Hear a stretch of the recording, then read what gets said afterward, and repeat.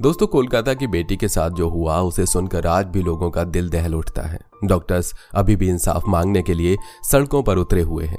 वहीं कोलकाता केस में दरिंदे संजय ने गलती से एक ऐसा बयान दे दिया है जिससे साफ हो गया है कि इस कांड में वो अकेले नहीं था। अब सीबीआई का सच हकीकत में बदलने लगा है। इस केस में रोज नए नए खुलासे हो रहे हैं। पोस्टमार्टम रिपोर्ट के अनुसार पीड़ित डॉक्टर के वजाइना से 150 ml सीमेन मिला है। मीडिया रिपोर्ट्स के मुताबिक इस रिपोर्ट को देखने वाले डॉक्टर सुबर्ट गोस्वामी का कहना है कि इतना सारा सीमेन मिलना इस बात का संकेत है कि डॉक्टर के साथ कई लोगों ने रेप किया है, क्योंकि किसी एक शख्स से इतना सारा सीमेन नहीं मिल सकता। ट्रेनी डॉक्टर की रहस्यमयी मौत मामले में ये नया मोड़ आया है।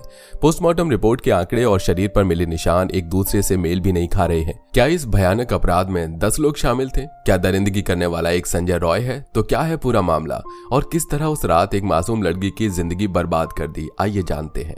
दोस्तों, जब से कोलकाता में एक डॉक्टर बेटी के साथ दरिंदगी हुई है तब से पूरा देश हिल गया है।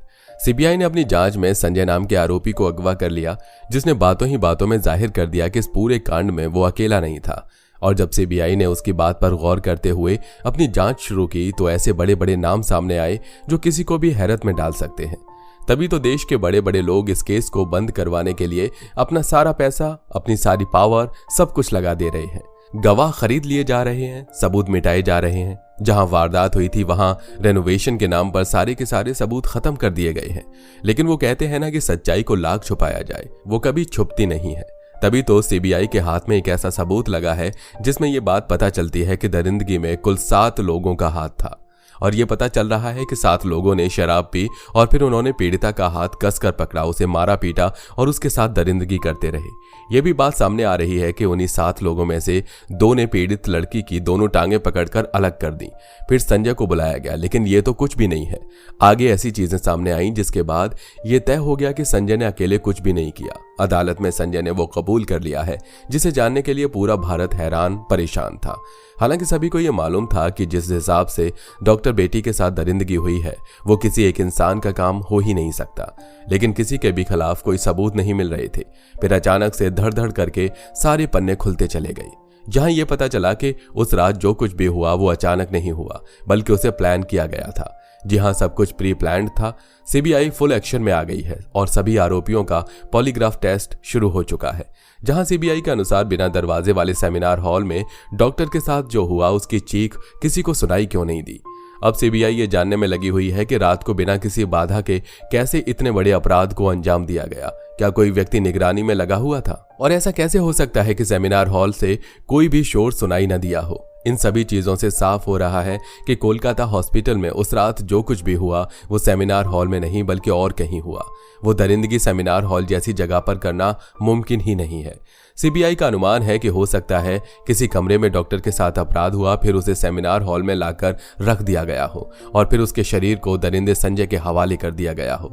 लेकिन वहीं दूसरी ओर पॉलीग्राफ टेस्ट में संजय ये कहता हुआ मिला कि मैं निर्दोष हूं और मुझे फंसाया जा रहा है। इस बयान ने चारों तरफ बवाल खड़ा कर दिया है, क्योंकि वो खुद को निर्दोष बता रहा है, जिसका मतलब साफ है इस कांड में कई लोग शामिल हैं। दोस्तों, एक्टिविस्ट मधु किशोर ने सोशल मीडिया प्लेटफॉर्म पर एक पोस्ट डाली जिसमें वो बताती हैं कि अस्पताल में काम करने वाली एक महिला डॉक्टर और उसके दोस्त के बीच हुई उस फोन कॉल बातचीत में दावा किया गया कि पीड़ित डॉक्टर बेटी को अस्पताल और प्रिंसिपल के कुछ ऐसे भयानक राज पता चल चुके थे जिसकी वजह से उसे टॉर्चर किया जा रहा था। उसे अपनी थीसिस पूरे करने नहीं दी जा रही थी, उसे लगातार धमकियां दी जा रही थी, लेकिन इसके बावजूद भी देश की डॉक्टर बेटी डरी नहीं। इन सब का विरोध किया और कहा अगर उसे किसी ने परेशान किया तो अस्पताल की सारी करतूतें सबके सामने ले आएगी। जिसके बाद पिछले 6 महीनों से उसे लगातार परेशान किया जा रहा था।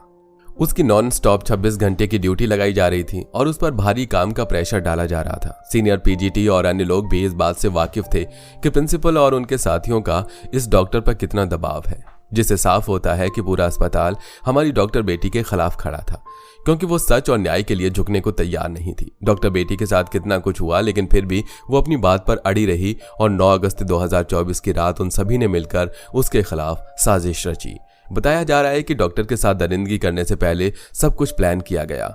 ये अब तक का सबसे खौफनाक खुलासा है और इसी के आधार पर सीबीआई ने अपनी जांच आगे बढ़ाई है। बातचीत में यह भी बताया गया कि पहले कई सारे सीनियर डॉक्टर्स और पीजीटी सेमिनार रूम में आराम करते थे, लेकिन उस रात पीड़िता को अकेले वहां सोने के लिए कहा गया।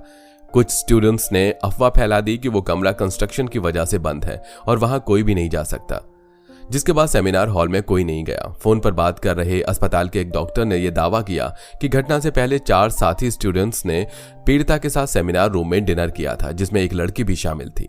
उसके बाद पीड़िता को सेमिनार रूम में अकेले सोने के लिए कहा गया, जहां सबसे बड़ी बात तो ये पता चलती है कि करीब 7 लोगों का एक ग्रुप नीचे गया और उन्होंने शराब पी, जिसके बाद उन्होंने पीड़िता के हाथ कसकर पकड़े और उसे मारा पीटा और उसके साथ दरिंदगी की। और इस पूरी वारदात में एक महिला इंटर्न भी शामिल थी। ये सभी सीबीआई के रडार में है और उनका पॉलीग्राफ टेस्ट भी किया जा रहा है। सीबीआई रिपोर्ट में कहा गया कि 8 और 9 अगस्त के दौरान संजय रॉय अलग अलग बहानों से कुल 4 बार आरजी कर अस्पताल के अंदर गया था। इनमें से 3 बार तो वो अस्पताल के अंदर घूमकर राउंड लगाकर बाहर निकल आया, लेकिन चौथी और आखिरी बार जब वो अस्पताल से बाहर निकला तब तक उसके हाथों ट्रेनी डॉक्टर का रेप और कत्ल हो चुका था। लेकिन बात उसके आगे भी है। तफ्तीश में पता चला कि संजय रॉय वारदात वाली रात अस्पताल के पास ही एक रेड लाइट एरिया में भी गया था और वहां लौटते हुए उसने रास्ते में भी एक लड़की से छेड़छाड़ की थी। यहां तक कि रेप और कत्ल की वारदात के बाद भी उसने एक महिला को फोन किया और उसके साथ भी उसका व्यवहार एक सिरफिरे की तरह ही रहा। तफ्तीश में पता चला कि इस वारदात को अंजाम देने के बाद संजय ने एक महिला को फोन किया जिसे उसने दीदी कहकर संबोधित किया, मगर हकीकत यही है कि उसने इस महिला के साथ भी बदतमीजी से बात की। छानबीन में पता चला कि रात को अस्पताल से निकलने के बाद उसने एक सिविक वॉलेंटियर दोस्त के साथ पहले सोनागाछी के रेड लाइट एरिया में गया। वहां उसका दोस्त तो एक जिस्म फरोशी के अड्डे में चला गया, लेकिन संजय बाहर ही खड़ा रहा। इसके बाद दोनों वहां से फिर साउथ कोलकाता के एक दूसरे रेड लाइट एरिया चेतला में गए, लेकिन वहां भी संजय का दोस्त अड्डे के अंदर चला गया और वो बाहर ही खड़ा रहा। और फिर वहीं से वापसी के दौरान उसने एक लड़की से छेड़छाड़ की और उससे उसकी तस्वीरें मांगी। संजय रॉय की इन हरकतों को देखकर यह साफ है कि उसके दिमाग पर लड़कियों के करीब आने और उनसे ज्यादती करने का फितूर इस कदर हावी था कि वो एक के बाद एक लगातार उन्हें अलग अलग तरीकों से टारगेट कर रहा था। रेप और मर्डर के मामले में जब संजय रॉय को गिरफ्तार करने के बाद सीबीआई ने उसकी क्राइम कुंडली निकाली तो उसे संजय रॉय के बारे में और भी हैरान करने वाली बातें पता चली। साफ हुआ कि संजय रॉय पर इसके अलावा पहले भी महिलाओं और लड़कियों के साथ छेड़छाड़ के इल्जाम लग चुके हैं। यहां तक कि उसने अपने ही मोहल्ले में भी कई लड़कियों से बदतमीजी की है और तो और वो अपने इलाके में हफ्ता वसूली भी किया करता था। छानबीन में सीबीआई को पता चला कि 9 अगस्त की सुबह मृत ट्रेनी डॉक्टर को नींद से जगाने के लिए उसका एक कोलीग अस्पताल के सेमिनार हॉल में पहुंचा था, लेकिन उसे लगा कि शायद डॉक्टर सो रही है और वो वापस चला गया जब तक उसका कत्ल हो चुका था और सेमिनार रूम में उसकी लाश पड़ी थी। सीबीआई ने उस डॉक्टर से भी पूछताछ की है, लेकिन डॉक्टर ने अपने जवाब में बताया कि जब वो सेमिनार रूम में ट्रेनी डॉक्टर को बुलाने के लिए पहुंचा तो उसने देखा कि डॉक्टर अपने सिर पर एक हाथ रखकर नीचे एक मैट्रेस पर लेटी है, जिसे देखकर उसे गुमान हुआ कि शायद वो सो रही है। लेकिन सवाल यह भी है कि जिस तरह से ट्रेनी डॉक्टर की लाश सेमिनार रूम में पड़ी थी, क्या उसे देखकर किसी को ऐसा धोखा भी हो सकता है? सीन ऑफ क्राइम के मुआयने के बाद कुछ और भी ऐसे सवाल हैं जिनके तह तक सीबीआई जाने की कोशिश कर रही है। सेमिनार हॉल में डॉक्टर की लाश पोडियम पर पड़ी थी। नीचे एक मैट्रेस था और मैट्रेस के नीचे ही बिजली का तार भी पड़ा था, जबकि हॉल में ही सोने के लिए दूसरे बिस्तर भी हैं। ऐसे में सवाल है कि डॉक्टर ने रात को सोने के लिए पोडियम पर रखे उस मैट्रेस को क्यों चुना? शक और सवाल लाश की इस जगह को देखकर भी उठ रहे हैं, जिसमें कहा जा रहा है कि शायद वारदात के बाद लाश को यहां लाकर फेंक दिया गया। इसके अलावा रिश्तेदार ने बताया कि जब डॉक्टर के पिता ने 3 घंटे के इंतजार के बाद बेटी का शव देखा तो शॉक्ड रह गई। डॉक्टर की बॉडी पर एक भी कपड़ा नहीं था, उसके पैर 90 डिग्री पर एक दूसरे से अलग थे। ऐसा तब तक नहीं हो सकता जब तक कि पेल्विक गर्डल टूट न जाए, जिसका मतलब है कि वो फट गई थी।